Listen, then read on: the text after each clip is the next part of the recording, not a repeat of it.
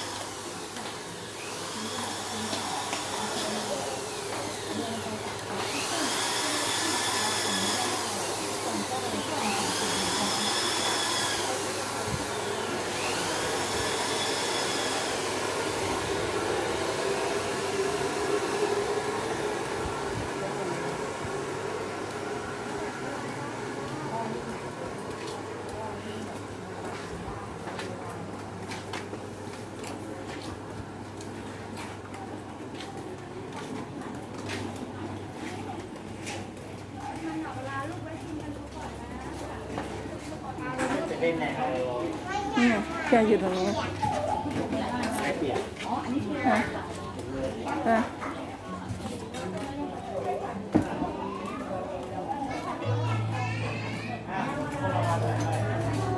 ผ้าขาว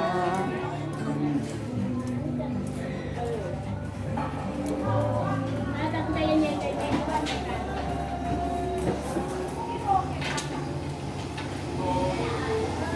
สองวัดจิ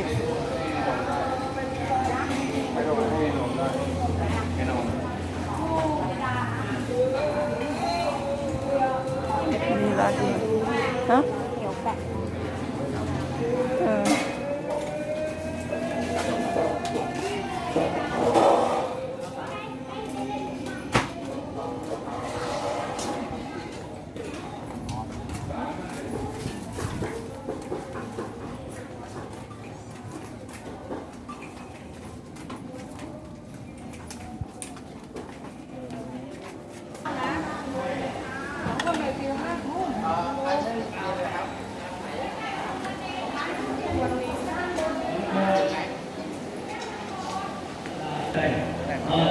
ที่ตัวตรงนี้โคนเถาต้นใหญ่เนี่ยเถาต้นนี้300 กว่าปีแล้วใช้คนเลยแท็กสุดเลยจ้ะไปแท็กสุดเลยหลงแบบที่ผ่าแล้วก็ลอยที่พระบรมสารีริกธาตุลอยที่พระบรมสารีริกธาตุเรียนจะเจริญศรัทธาทุกท่านทำมาแล้วอย่ารับอย่าเลยความตรงความประสบที่ดีนะครับ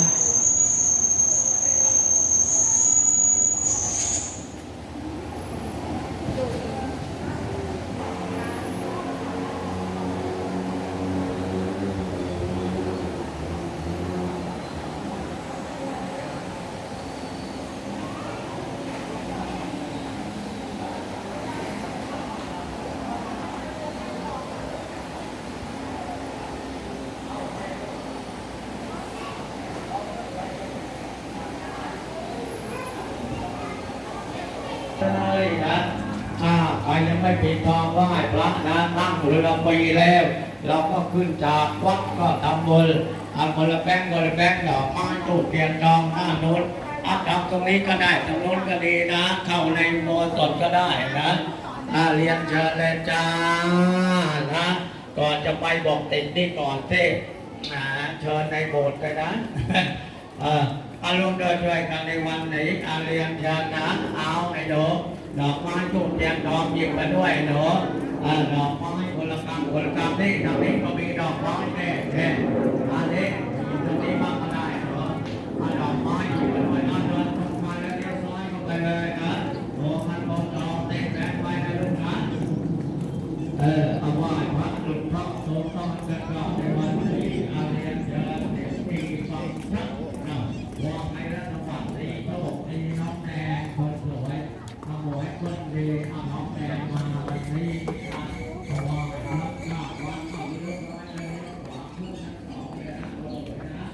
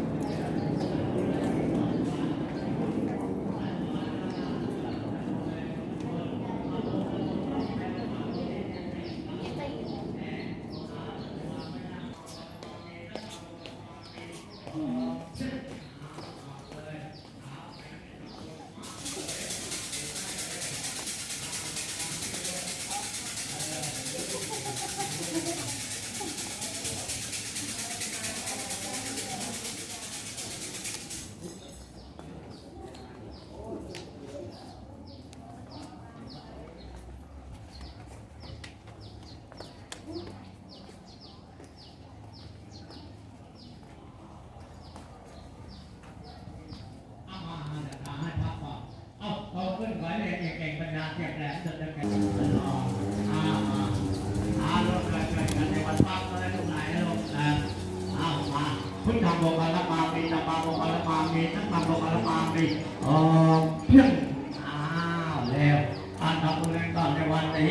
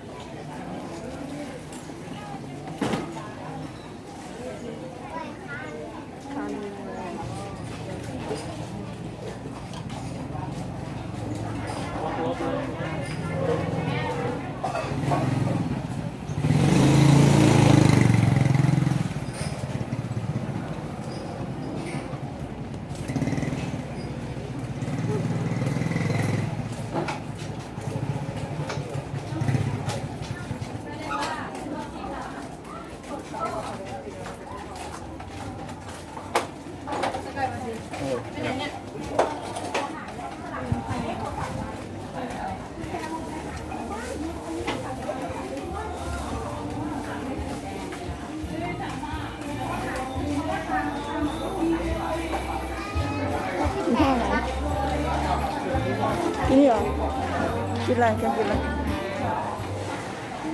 คุณ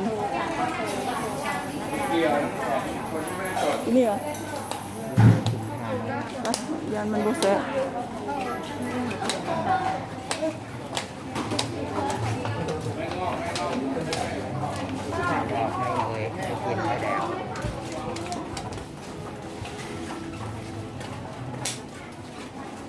บ้านร้ายค่ะ ใส่ภูมิเป็นนักศึกษา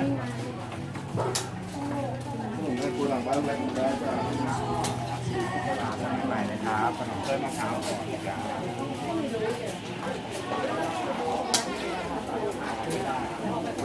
ดูดิเขา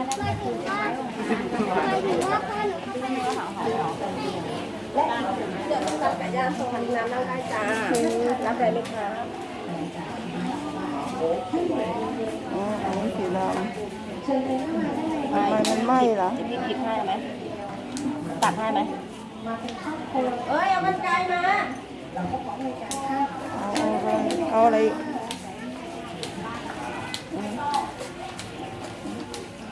ตัวยางไม่ต้องห่วงไปเลย เดี๋ยวจะกินอะไร นั่งดื่มน้ำไหมคะ ไปเลยค่ะจะอุ่นให้น้องเขาด้วยใช่จ้ะ